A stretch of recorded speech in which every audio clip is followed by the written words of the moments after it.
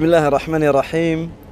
Donc alhamdulillah, notre voyage touche à sa fin et une des plus grandes leçons que nous pouvons retenir de ce voyage, c'est ça, c'est cette assise. C'est le fait que nous sommes partis, on s'est rencontrés à l'aéroport à Paris, la plupart d'entre nous on ne se connaissait pas. Nos origines diffèrent, nos villes diffèrent, nos nationalités peuvent différer également, mais durant ce voyage, on est tous venus pour la même chose. On a tous eu le même objectif et subhanallah, on a créé des liens, on a appris à se connaître et Allah tabaraka wa ta'ala nous a donné un don inestimable qui est al-ukhuwa, qui est la fraternité. Regardez aujourd'hui, en fin de voyage, on est là, on boit le café, on profite.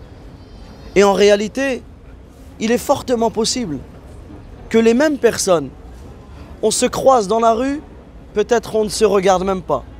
Peut-être on se salame et cela ne va pas plus loin.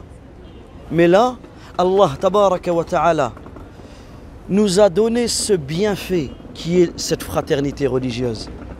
Et la fraternité en islam fait partie des plus belles choses qu'Allah tabaraka wa ta'ala peut nous donner. Allah azza wa jal, qu'est-ce qu'il dit dans le Coran? Innamal mu'minuna ikhwa. Certes, les croyants sont des frères. Certes, les croyants sont des frères.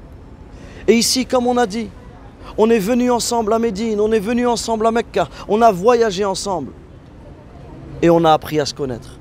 On a voyagé ensemble pour le même objectif qui est l'obéissance en Allah Azza wa Jalla, la soumission à Allah tabaraka wa ta'ala.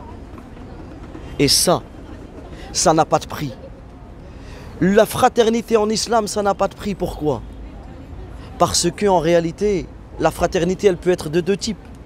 La fraternité du sang et la fraternité de la religion. Et des fois, tu vas trouver en islam des frères, des sœurs pour les sœurs, qui sont prêts à tout pour toi. Ils sont prêts à t'aider quand tu as besoin. Ils sont prêts à te secourir lorsque tu as besoin. Ils sont prêts à tout pour t'aider, pour toi. Ils sont prêts à faire des choses que tes propres frères ou tes propres sœurs ne feraient pas pour toi. Et ça en réalité, parce que parmi les choses sur lesquelles l'islam est basé, c'est quoi? Al-hubbu fillah wal-burdu fillah. C'est le fait d'aimer pour Allah. C'est le fait d'aimer pour Allah comme le fait de détester pour Allah Azza wa Jalla. Et là, ce que l'on peut retirer de cette assise, de ce voyage, c'est cet amour pour Allah tabaraka wa ta'ala. Et également, lorsque l'on médite sur le Coran, Allah subhanahu wa ta'ala nous a rendu obligatoire une sourate. Quelle sourate Allah Azza wa Jalla nous a rendu obligatoire? Quelle sourate tu es obligé de réciter dans la prière? Al-Fatiha. Qu'est-ce que l'on dit dans la Fatiha? Qu'est-ce que l'on demande? Ihdina sirat al-mustaqim. Guide-nous vers le droit chemin. Est-ce qu'Allah Azza wa Jalla nous a ordonné de dire guide-moi vers le droit chemin? Est-ce que tu penses qu'à toi? Non. Ihdina sirat al-mustaqim. Guide-nous vers le droit chemin. Ça veut dire que le musulman se doit d'invoquer pour ses frères. Le musulman se doit d'avoir le meilleur comportement envers ses frères. Le musulman, il doit aimer pour son frère ce qu'il aimerait pour lui. Le musulman, il craint Allah Azza wa Jal dans cette fraternité. Et aujourd'hui, nous sommes dans une époque où cette fraternité a affaibli. Cette fraternité n'est pas ce qu'elle devrait être. C'est pour cela qu'en réalité, on doit tous prendre conscience de cela. Que le prophète sallallahu alayhi wa sallam, qu'est-ce qu'il dit dans un hadith? La tahasadou, ne vous enviez pas. Et il cite plusieurs choses qu'il ne faut pas faire. Et ensuite, le prophète alayhi salatu wa sallam, il dit wa kunu ibadallahi ikhwana. Et soyez des frères, soyez des serviteurs d'Allah, frères. Soyez des serviteurs d'Allah, frères. C'est pour cela que cette fraternité, elle nous renvoie à quoi? À la sacralité du musulman. Le musulman, il est sacré. Et c'est pour cela que Omar ibn al-Khattab, radiyallahu anhu, Omar ibn al-Khattab, regardez, la Kaaba est en face de nous. La Kaaba est à quelques mètres de nous. Omar ibn al-Khattab radiyallahu anhu, il a regardé la Kaaba. Vous savez ce qu'il a dit? Dans le sens de sa parole, tu es sacré, tu es très sacré. Mais nous, les musulmans, nous avons une sacralité qui est encore plus importante que toi. Ça veut dire que le fait que le musulman soit sacré, c'est encore plus important que la sacralité de la Kaaba. Le musulman est sacré dans son honneur. Le musulman est sacré dans ses biens. Le musulman est sacré dans son sang. Et surtout, comme on a dit, le musulman est sacré dans son honneur.